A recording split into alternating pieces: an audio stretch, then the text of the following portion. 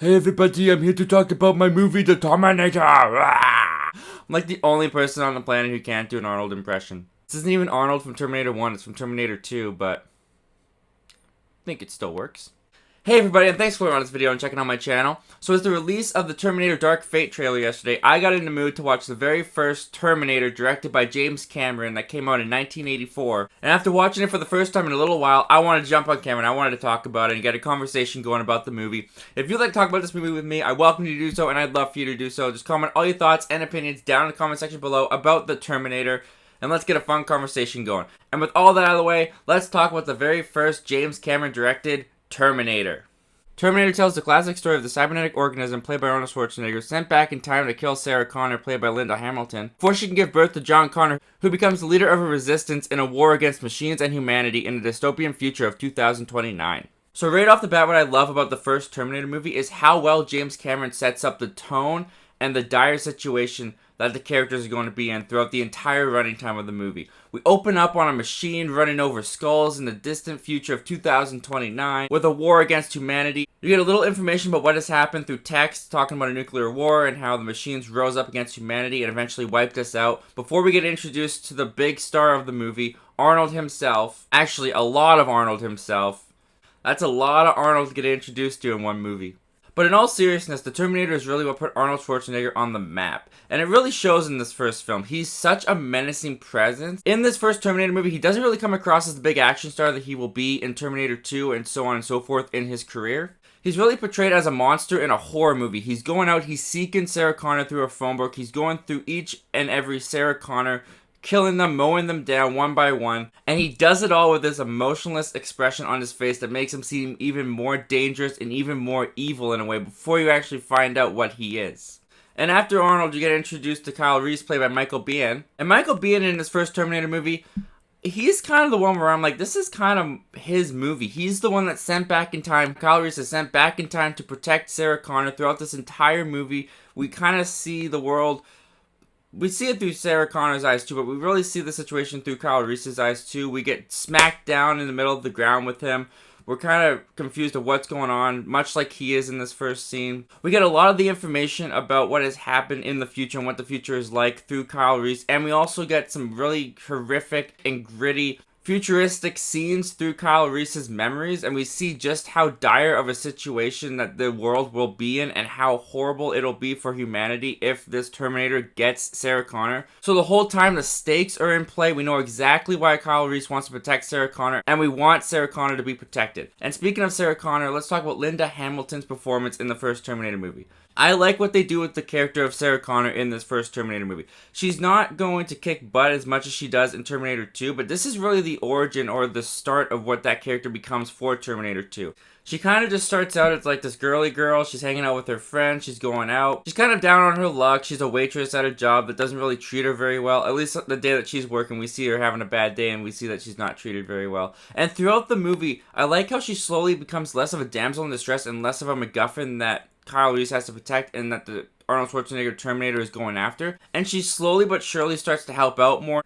She starts to contribute to the action a little bit more. She's not just a damsel in distress the entire time. You really get to see a really great character progression of hers in the movie to where she gets to eventually in Terminator 2, where she's going to be a hardcore kick butt, ask questions later kind of woman. And rewatching the first Terminator and seeing the genesis of where that started was really cool, and I like the way it's handled in the first Terminator movie. I also really love the use of practical effects in the first Terminator movie.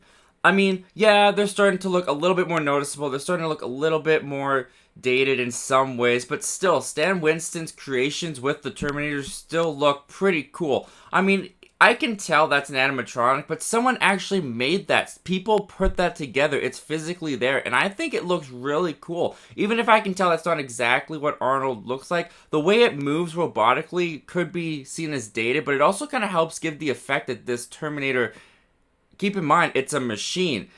When it's played by Arnold, it's more human, it acts more human, it seems more human in a way. It still has something off about it. But when you get these kind of Stan Winston creations of the Terminator, I don't know, for me at least, it helps me remember, oh yeah, this is a machine. It moves like a machine, and it kind of makes it just a little bit more creepy to me. And they also find ways to make Arnold seem a little bit less human, a little bit more creepy in the first Terminator as well. There's a part in the movie where he suddenly just doesn't have eyebrows. And I was like, where does eyebrows go? And I read online, I was looking, I'm like, why doesn't Arnold have eyebrows in the Terminator? And the information I found was that James Cameron used this effect to make Arnold seem a little less human and to seem a little bit more eerie to the audience by taking his eyebrows away. And it kind of works. There's something off about the way the Terminator looks when he doesn't have his eyebrows. It was kind of freaking me out a little bit. And I really just love how many genres are stuffed into the Terminator movie. It's an action film, it's a horror film, it's a suspense thriller, it's a cat and mouse chase movie, it's a time travel movie, it's a romance film. Okay, let's talk a little bit more about the romance. If I had to find a negative with the movie, it would be the romance in the movie. I understand why it's there. It's a way for Sarah Connor to get pregnant with John Connor by the end of the movie. But it's the scene where they're in the motel room where Kyle Reese talks to Sarah Connor about how John gave him a photo one day and he memorized the photo. And he turns to her and says, "I love you, Sarah. I've always loved you." And I'm like, really? Based off a photo that you said was faded? You couldn't really see all that well? I mean, yeah, the dystopian future looks like a dump. It doesn't look like they're living very well. Maybe the women aren't keeping up with their looks as much. Maybe that picture of Sarah Connor was the best that he got to look at. I need to stop now. But it's just a line that I find really cringy. I don't really buy into it. And then they go and have intercourse and John Connor will be born.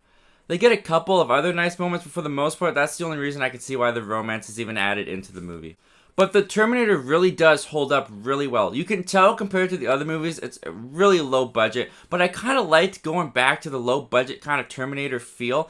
I like that it wasn't as huge and over the top with the action sequences and the Terminators as we've gotten now into the franchise. I like the simplistic of just the Terminator chasing this one person who needs to be protected because if they die, the whole future is screwed for humanity. I think that's a really, really cool idea. It's a timeless idea that has held up really well. And the Terminator is just a really great, fun movie. And I'd actually like to see the franchise get back to basics like this again. I'd like to see a more gritty horror vibe from the Terminator franchise again. And maybe one day we'll get that. Maybe we'll get that with Dark Fate. But I'm glad we got it with this movie because I enjoy it very much. Anyway guys, those are my thoughts and opinions on James Cameron's first The Terminator. But what do you guys think of the film? Comment down below, let me know. I want to know all your thoughts and opinions about The Terminator. Do you think it holds up as well as I do? Is it your favorite of the Terminator franchise? And do you think the franchise should go back to a more basic, simplistic story and feel like the first Terminator? I want to know all your thoughts and opinions down in the comment section below. And as always guys, thank you so much for clicking on this video and checking out my channel. Before Terminator Dark Fate comes out, I want to review all the rest of the Terminator films, so keep your eyes open for that. And if you want to talk about those movies with me, I welcome you to come back and let's have a fun conversation together talking about the Terminator movies. Until then guys, my name's Zachary Milne. Thank you for talking movies with me, and hope you have yourself a great day.